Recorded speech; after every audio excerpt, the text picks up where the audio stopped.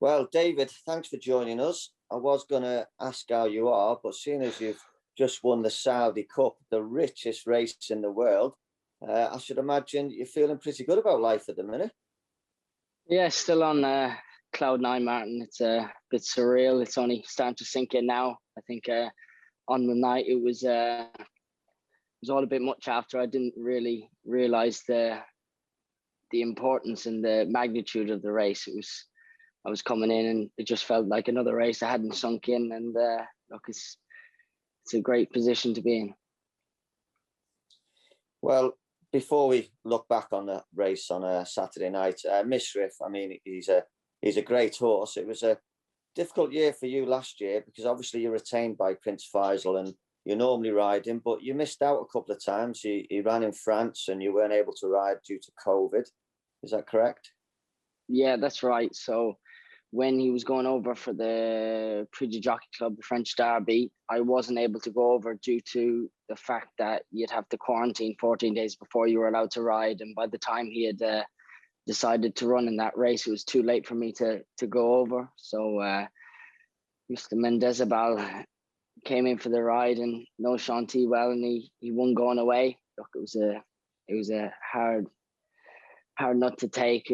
Obviously a horse that I was supposed to ride goes and wins the Derby. It was tough, but look, I just had to get on with then when he ran in Deauville, then afterwards Frankie rode him, similar circumstances, but I was actually suspended on that occasion due to a interference ban I got in the UK. So that was another blunder. And then when he ran in the Champion Stakes, Prince Faisal decided to keep Frankie aboard. So look, it wasn't meant to be on those occasions, but it was definitely worth the wait to get back on him on the big day in Saudi. Well, I have to say, if that's not an advert for keeping your mouth shut and getting on with it like you did when Frankie rode him on Champions Day, I remember seeing an interview. I thought you conducted yourself really well because you looked gutted not to be riding him. And you did exactly the right thing. You're very professional, and it's come back around, and you've won the biggest race in the world.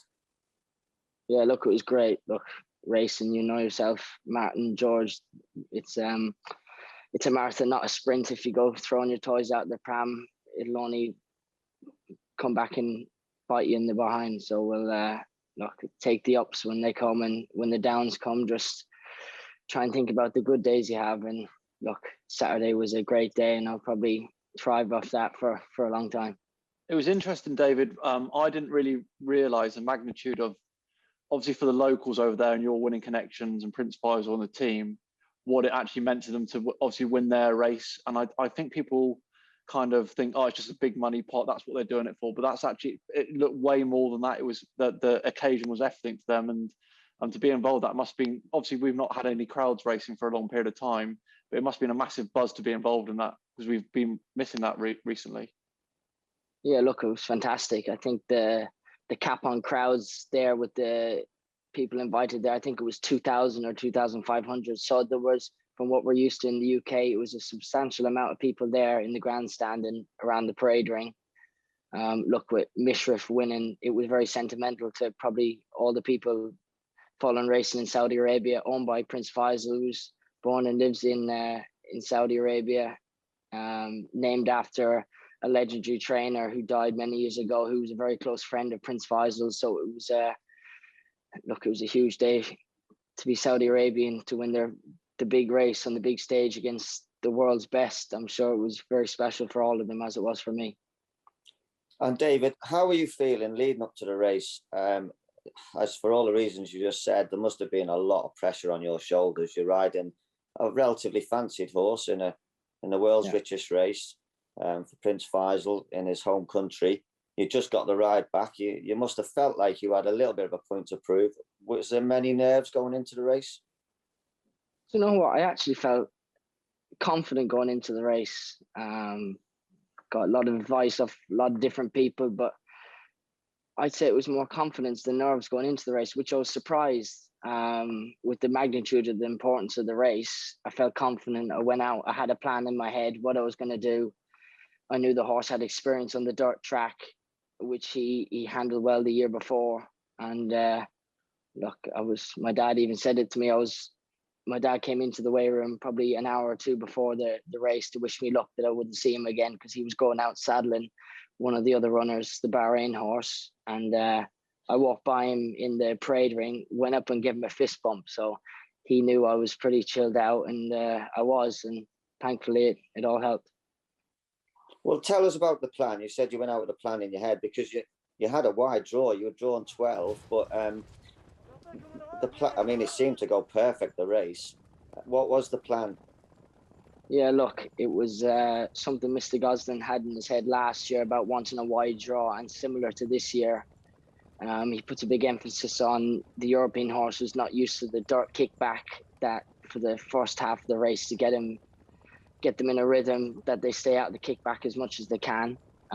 Last year, he jumped very slow. He missed the break by probably 4 or 5 lengths, which probably cost him the race in the Derby. And when he was a younger horse, he had a tendency to miss the break quite a lot. Obviously, in them lesser races, he was able to get out of that, and due to his raw ability. But when he was taking on the better class of horses, it was a hindrance to him. But thankfully, he got out of that with growing up mentally and physically and learning how to race. My plan was to jump out and for the first 50, 100 yards, make sure I squeeze him along and get a good position, because you know yourself, the American horses and Japanese horses used to run on dirt. They put a big emphasis on jumping quick from the gates and getting a start. You see Wesley Ward's 2-year-olds, how they jump at Royal Ascot, and they're 5-6 lengths ahead within the first furlong, and that's similar on the dirt. So it's I put a big emphasis on that, being able to get a good position. And look, I was surprised how well I was traveling for the first half of the race down the back straight. I was behind the 2 American horses, and myself, I thought I was nearly over traveling. He was traveling so well, I couldn't believe it. He was in a good rhythm. He was relaxed. He was facing the kickback pretty well. He's got a low head carriage. Thankfully, he didn't put it too low that he was getting all the dirt in his face. But around the bend, he just started to struggle when the 2 American horses started taking each other on. They started to quicken. He just got caught a little bit flat-footed, so I was off the bridle halfway around the bend, and I just thought, it's a long straight. The American horses want a lot of stamina to keep going, and thankfully we ran Charlatan down and Mike Smith, which was a great buzz for me. Beating Mike Smith in the finish he's a Hall of Famer. He's one of the best in the world on the dirt, and to beat him, it was a good feeling. Made it extra special. I was watching a race, and I thought, after a furlong, I thought, you've got a fantastic position. I don't know about you, George. Sometimes when I've won races, sometimes after a furlong, your fate, and sometimes you think to yourself, I've got the perfect position, and you're going to win very early on. Was that the case with you, David?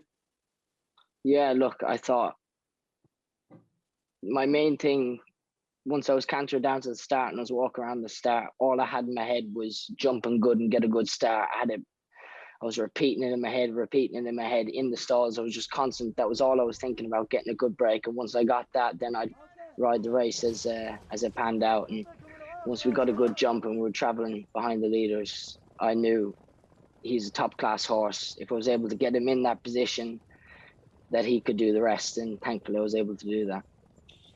Well, David, come on, let's talk about the prize money. Don't pretend you haven't figured out what you're going to get when that gets transferred into your bank account. It was 20 million added. Was it $10 million to the winner? Is it 10% over there, David? Yeah, it's 10%, Martin. So you're a millionaire.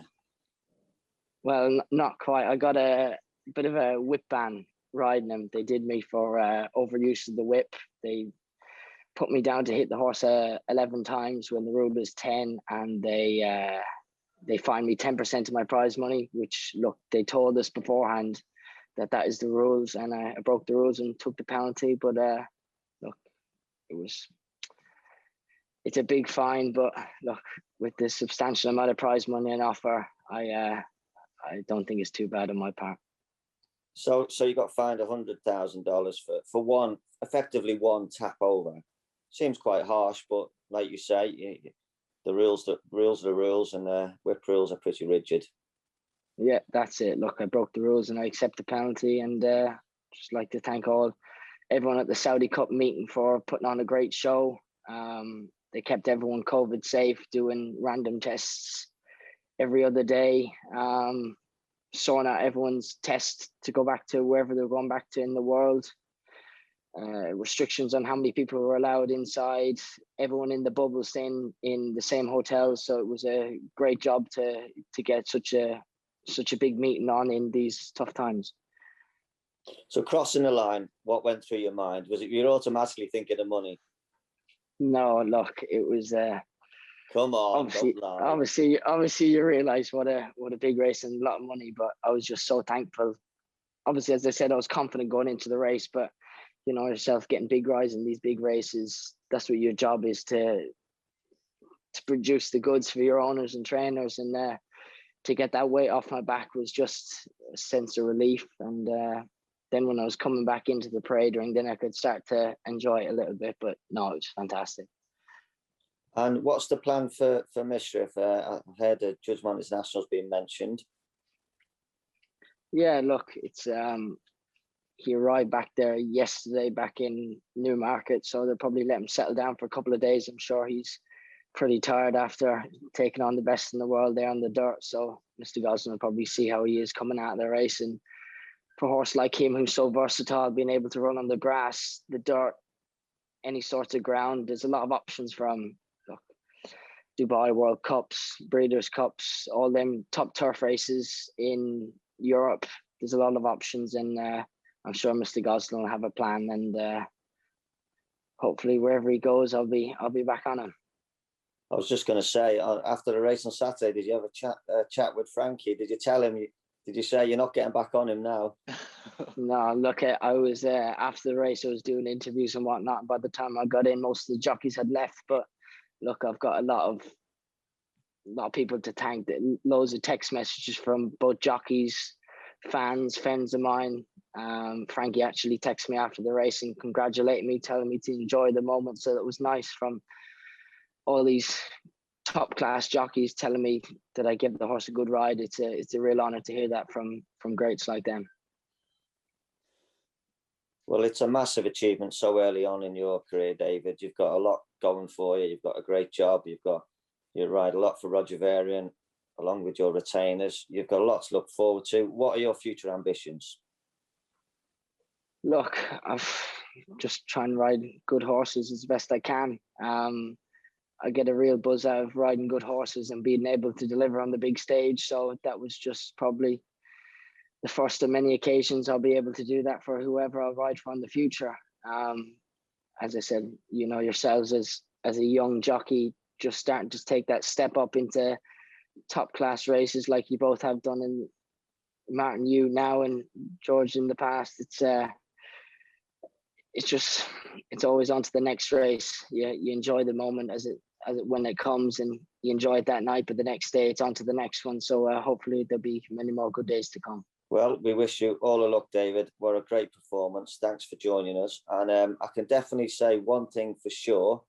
There's two people on this Zoom call that are millionaires, and I'm not one of them.